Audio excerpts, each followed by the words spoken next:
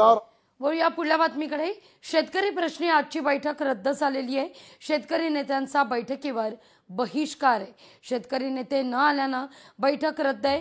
मुख्यमंत्र्यांनी ही बैठक बोलावलेली होती, जी बैठक आता रद्द आहे। याविषयी राजू शेट्टी यांच्याशी संवाद साधलाय आपले प्रतिनिधी ज्ञानेश्वर पवार यांनी। राज्यभरातील शेतकरी नेते या मोर्चामध्ये सहभागी होणार आहे। याच पार्श्वभूमीवर शेतकरी नेते राजू शेट्टीजी यांचं नागपूरमध्ये आगमन झाले, ते आज मोर्चामध्ये सहभागी होणार आहे।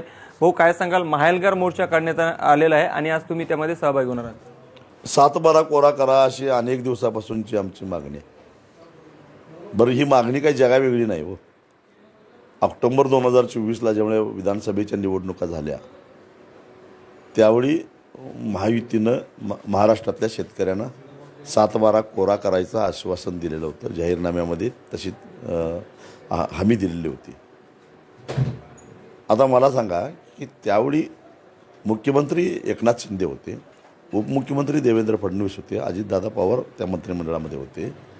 हे तिघही आता सत्तेच्या केंद्रस्थानी आहेत, फक्त भूमिका बदललेल्या आहेत। मुख्यमंत्र्यांचे उपमुख्यमंत्री झाले आहेत, उपमुख्यमंत्र्यांचे मुख्यमंत्री झालेले आहेत, अर्थमंत्री तेच आहेत। यांना राज्याच्या आर्थिक स्थितीची खडानखडा माहिती असताना यांनी महाराष्ट्रातल्या शेतकऱ्याचा 7/12 कोरा करायचं आश्वासन दिलेलं होतं।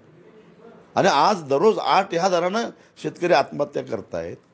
ह्याच्यापेक्षा आता काय स्थिती आहे? महाराष्ट्रातलं अतिवृष्टीमुळे शेती बेचिराख झालेली आहे, खरीप पीक हातातनं निघून गेलं आहे।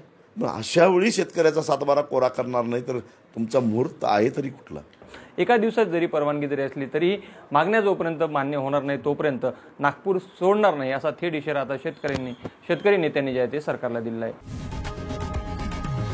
लोकशाही मराठी ऐका, पहा, जागरूक रहा।